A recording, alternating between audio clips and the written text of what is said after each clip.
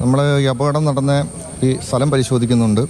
കൂടാതെ തന്നെ ഇതിൻ്റെ എന്തുകൊണ്ടാണ് ഈ അപകടം നടന്നതെന്നുള്ള കാര്യവും അതേമാതിരി വാഹനത്തിൻ്റെ ക്ഷമതയും പരിശോധിക്കുന്നുണ്ട്. അപ്പോൾ വാഹനം പുറത്ത് ക്രെയിനും കൊണ്ട് പുറത്ത് എത്തിയാൽ മാത്രമേ, പുറത്ത് കൊണ്ടുവന്നാൽ മാത്രമേ അത് ബാക്കിയുള്ള കാര്യങ്ങൾ എന്താണെന്നുള്ളത് വ്യക്തമായിട്ട് പറയാൻ പറ്റുള്ളൂ. ബാക്കി സ്റ്റിയറിങ് അതേമാതിരി തന്നെ ബ്രേക്ക് സംബന്ധമായ എല്ലാ കാര്യങ്ങളും പരിശോധിക്കേണ്ടതുണ്ട്. അതിനുശേഷം മാത്രമേ ഒരു നിഗമനത്തിൽ എത്താൻ പറ്റുള്ളൂ. ബസ് ശരിക്കും ഇപ്പുറത്തെ ഭാഗത്തൂടെയാണ് കടന്നു പോകേണ്ടത്, നേരെ അപ്പുറത്തെയാണ് മറിഞ്ഞ് കിടക്കുന്നത്. അതെന്താണെന്നുള്ളതാണ് നമ്മളും ആലോചിക്കുന്നത്. എന്തുകൊണ്ടായിരിക്കാം? അപ്പം അത് നല്ലോണം തന്നെ അത് പഠിച്ച് മാത്രമേ അത് പറയാൻ പറ്റുള്ളൂ എന്താ സംഭവിച്ചതെന്നുള്ളത്. വാഹനം ശരിക്കും ഇടത്തോട്ടാണ് പോകേണ്ടത്, പക്ഷേ എന്തോ പുള്ളി വലത്തോട്ട് ഒഴിച്ച് അങ്ങനെ ഒരു ഇതാണ് നമ്മൾ കാണുന്നത്. അടിയന്തര റിപ്പോർട്ടാണ് തേടിയിട്ടുള്ളത് അല്ലേ മന്ത്രി? അതെ അതെ.